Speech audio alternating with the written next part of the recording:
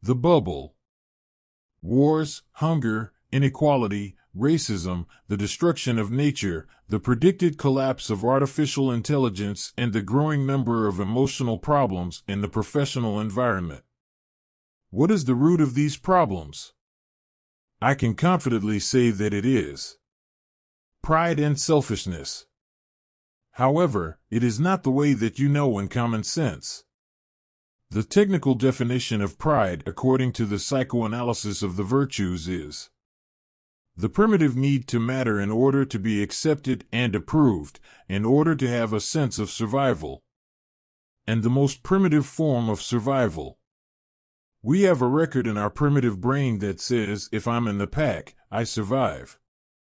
However, together with this record there is the selfishness, which is the primitive need of the brainstem of me first, just for me, also for primitive survival. If we take the variables of this definition of pride, for example, both in its expressions of search and defense, we have remembering that the keyword of pride is importance. Intellectual vanity.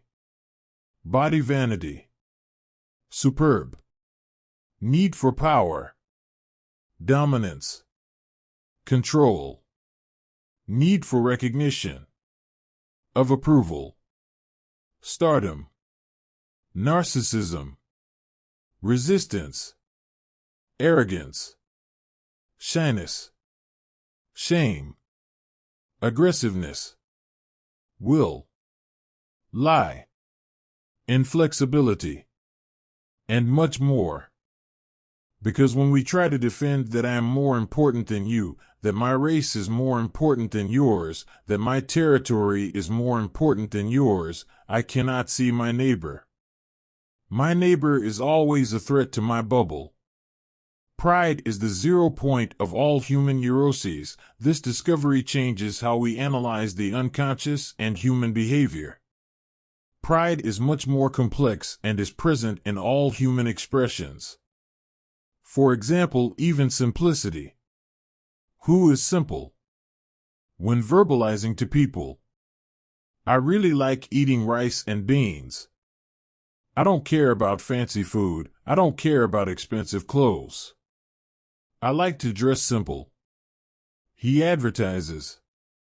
When we announce something, we are asking for approval and acceptance of something. That is, I am the most important because I am simpler than you.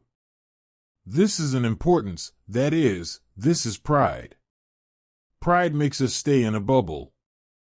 That's why the old gets very old. He doesn't learn. Why? Because he doesn't want to expose himself to criticism. Avoidance of criticism, shyness, shame are children of pride. So, it seems that those people who are shy, they are very nice, right? It's the opposite. They are the most arrogant, they are the most proud, because in their mind they think, if I expose myself and I'm criticized, it's so unbearable for me to be criticized, I don't speak. And then there's a mechanism called inhibition, which is restricting normal function. Communication is a normal function. So what do I avoid? It's a symptom. And it is the symptom and the cause is pride. So, the simple ones, the timid ones who sometimes seem to be humble, are not humble at all. In fact, it is an excess of pride. Pride, because you don't want to be wrong. People who don't want to show their failure. They don't want to show others that they are wrong. That she fails. Fail? How is the brain going to make sure that others do not see that it fails? She doesn't try. And then she's in a bubble without trying. She is stagnant. So that person who doesn't try to do something new, like learning something new, how to try to start a company, how to try a new job, how to try to make a new, romantic move. I will try to do something new for my husband, for my girlfriend. Any new movement that is not within a square of certainty that I get it right, that I don't have total control, the arrogant one doesn't try, the arrogant one avoids it because he doesn't want to show others that he makes a mistake. Then we see an entire generation that didn't want to mess with technology. You'll see that I don't know. I prefer not to. And then, now that, because of my pride, to avoid people criticizing me, to prevent me from failing, what do? I end up staying in a bubble, in an old world, in a private world, where the new and the different I don't have control. The proud think they can control everything, but life is chaos, so they live in anxiety. And then what do I have to do? Defend my bubble. And when I defend my bubble, I become critical of everything outside the bubble. And I become that fascist, criticizing and criticizing and criticizing and defending. And then you see people in this bubble, and I keep defending this bubble, is that kind of guy who will defend machismo, who will defend domestic violence, who will defend expressions of violence, such as deforestation and wars. Defend old ways of living. And so he's holding back the world then. Charity is the deepest expression that the frontal lobe is the opposite of primitivism, because I said that pride has everything to do with charity. Because charity, for true charity, not the charity that we help to earn exactly congratulations. Nobody is good or bad. When the individual does not accept what happened to him in his life, his faults, traumas, abandonment, lack of recognition, he alters his reality trying to have what he lacked in a symbolic way. Becoming a neurotic, but classical psychoanalysis already knew that. What was not known was how to get out of it. In fact, I never got used to therapies that last 20 years and people are still at the same point. It always bothered me. Today we understand that catharsis is just a process and not the end. Freud gave us light on the unconscious and the emotional sequence that guided what we study until today. Lacan genuinely understood that in his second phase he stopped just investigating the unknown to know how to do it. Because the unconscious is a tireless worker, that is, knowing about the unknown has no end. And he is right on that point. He said that the essence of the human being is lack. Now continuing at the point that Lacan left us, we understand that there are several functionings of the human being. Depending on the range of evolution that he is in, his functioning changes. And this is a fantastic discovery. So in the evolution of psychoanalysis with the line of virtues, we also do catharsis, individuation, responsibility, taking the individual from the position of the desired child. But we understand that this is just a process. The goal is to stop being unconscious. That's exactly what you heard. Is to expand consciousness. For the records of pain, suffering, and anguish are in our primitivism.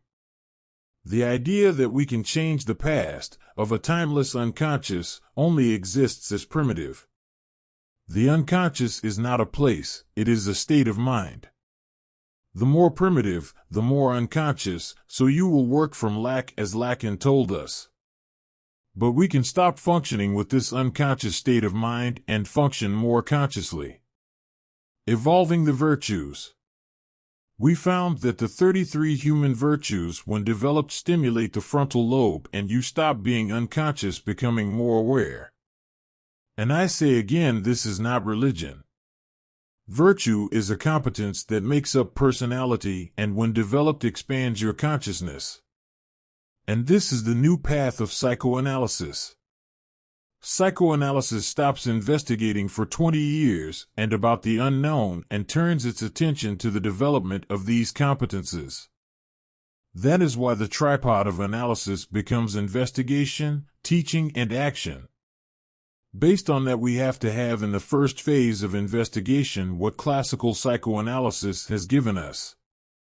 But the second and third is based on competence, knowledge, skill, and action. Because of vanity and intellectual arrogance, psychoanalysts and behaviorists have not agreed for years, and what I came to say is that the two were right if they work in a sequence and wrong when they work in isolation, neither in isolation and effectively. If the unconscious is a state of primitivism, the more primitive, the more unconscious, the more elocution, the more conscience. So the functioning changes each stage of evolution, so we don't have a type of individual, but the analysis depends first on determining which stage of evolution he is at. Thus we can also analyze stages of populations, nations.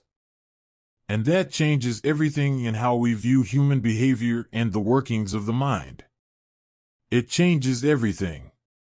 A more primitive person, thus more unconscious, he lives by the learned language, by social conventions. The relationship with the other is always through transferences, projections, defense mechanisms, because he does not really see the other, because this is only possible in the conscious state of mind, where I call the other reality. Outside this state, the other will always be a threat, a desire, or something that associates him in his symbolic world. This person is not real for him. She doesn't really see the other. And it changes everything. What moves the individual towards progress in primitivism are the precursor structures of anxiety.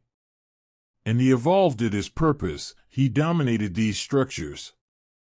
Addictions are compulsions where in the primitive state, when you try to master an addiction, what happens is a displacement of the drive, like someone who dominates the palate and starts to be obsessive about exercise or shopping or alcohol.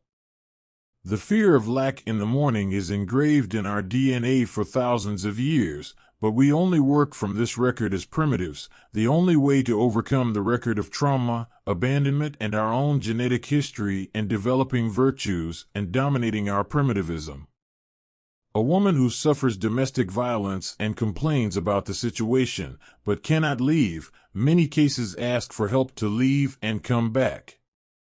That's because apart from the pain of aggression, she hears from others that this is wrong, but she couldn't get out because she's primitive. When she evolves, then yes, she perceives the environment and manages to get out of what is no longer her psychic reality. Male chauvinism. You were flooded with high performance, the road to success and wellness formula. Being that what moves the human being is the purpose and the state of consciousness. Then performance comes naturally and success is just inevitable. But when we force primitive people to be winners, they don't see the purpose, and winning means winning the other. Ambition, the need for power, success, are the worst we have in humanity. Someone who still hasn't overcome her selfishness and pride is not prepared to deal with this search. Those who have not yet found themselves are not prepared to look for anything outside themselves. One of the masked struggles of good and about struggles that people have gone through. I suffered prejudice, and I fight for equality. My mother suffered domestic violence, and I fight for feminism. Are you fighting against hunger, or are you fighting for yourself? Are you fighting for your pain? Is this fight for the other? Is it for the next? Good has to be based on what others need and not to heal traumas. People do everything to not be dependent and not ask for help. Such happiness, a pursuit of most people, has to understand that true happiness is the state of completeness. And we only reach this state by connecting with purpose. The path of the deepest I, which leads us to live that purpose and that way we can enter fullness, only happens when the concept of we is found beforehand. We are one of all, because I only enter fullness after completeness, because to find the me, one has to add to the state of individuation with the other reality. The path of the me goes through understanding the we first. So I want us to be more humble, overcoming our pride and selfishness so that we can complete ourselves and be full. And the most effective way is to practice true charity. Overcome your pride and selfishness and get out of the bubble to see your neighbor and thus know yourself and transform the future. It's in our hands. Thanks.